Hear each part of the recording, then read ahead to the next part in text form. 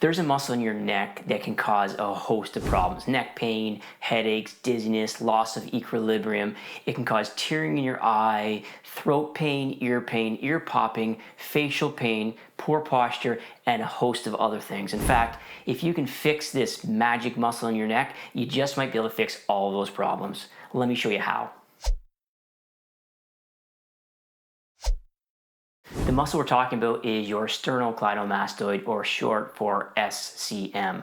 Now this muscle is a fairly complex muscle because it lies from the back of your mastoid process and attaches down here in two spots. Now there's a variety of sensitive tissues around, blood vessels, nerves, which is why it can create a host of problems. How does it get irritated or damaged? Well, we sit too long. Typically, the thing we see in practice is micro trauma over time. Poor posture and lack of movement leads to this muscle dysfunction. This video is going to be divided into three parts. The first part, I'm going to show you how to find trigger points and release them. The second part, I'm going to show you how to release it through a myofascial release. And finally, I'll show you how to stretch it as well to get it functioning better. Stick around, because at the end, I'm also, for those people that have a weak SCM on one side, I'm going to show you a way to find out which side's weak and how to strengthen it. I encourage you to follow along because I want you to feel and walk through these three things with me so you know exactly what you're doing to make sure it's effective for you. The very first thing, we're going to find the SCM. So you're going to turn your head and laterally flex, and then you're going to grab the muscle here. You can kind of see it bulge out. We're going to start at the top. So once you've found it, start right at the top, almost at your skull here, and just feel right down. Oftentimes you're going to find a trigger point at the top or right here in the middle for me. And so you can either squeeze the muscle between your fingers, or you can use one finger to find the trigger point. I like to get the muscle between my fingers. I can control it. I can feel this referring right up here around my head, almost into my face with that trigger point. I'm going to hold this trigger point for about 30 seconds. You can move it if you like in circular motions. You're going to know when you have it because you're going to feel something.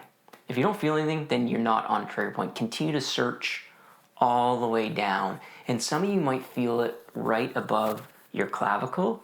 There's two insertion points, and you need to feel around. Oh, there's another one right there. So this refers up to my neck as well, right along that SCM. For this one, it's not a pinch or grasp, obviously. It's either a trigger point with one or two fingers. In this one, you can make a circular motion, again, for about 30 seconds. Let me just show you again on the other side. So we want to find the muscle, and then when you find it, get it under, let it relax, I should say. And, oh yeah, I found one right away on this side, up top, a little bit higher up.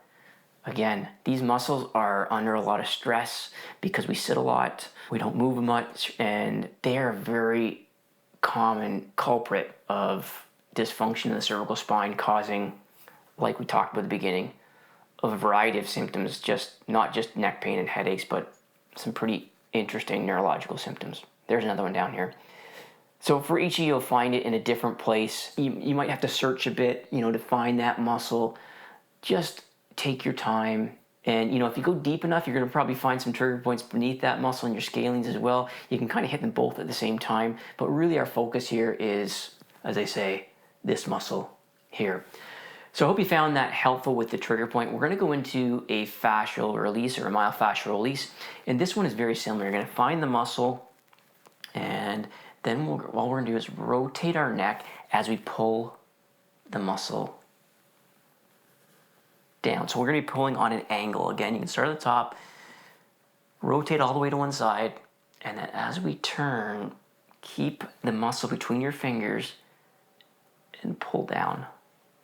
You can do this to anywhere between 3 to 6 passes. It feels really good, actually. And let me show you the other side. So we're going to start here, and again, you can do one side, but I always encourage my viewers and patients to hit both, just so we're keeping things in balance and equal. One more pass here. Again, if you're having trouble finding it, you really want to tilt your head forward slightly, turn away. You'll feel it and see it. You might want to use a mirror the first few times, and you're going to realize that the muscle splits. And so you might want to pull down on one side and the other. Play around with it, but I know if you get the muscle between your fingers as you rotate your head and you're pulling down as you're stripping the muscle, it's going to really give you some relief instantly. I know if you've done the trigger point and the fascial release right now, you're already feeling warm, your neck's feeling good. We're going to move on now to this important stretch. You're going to really stretch this out and you're going to really feel the difference. This is simply going to take our fingers, we're going to place it on top of our clavicle or collarbone. We're going to just slightly push down. And if you need your other hand to help you, you can do that. But this is a very simple stretch. We're going to turn away.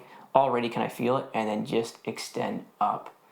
Now, this is going to stretch some of your other muscles as well as the SCM. But if you've got the right spot, you're going to feel that all the way up there. So again, flat fingers, lay it on top of your clavicle or collarbone. If you need a little bit more pressure, some of you will, some of you won't. Pull down, turn away, and then up. You're really going to feel that all the way up. And again, you're going to get some of the other neck muscles as well. You're going to hold this for 30 seconds. And again, I recommend you do both sides 3 to 5 times.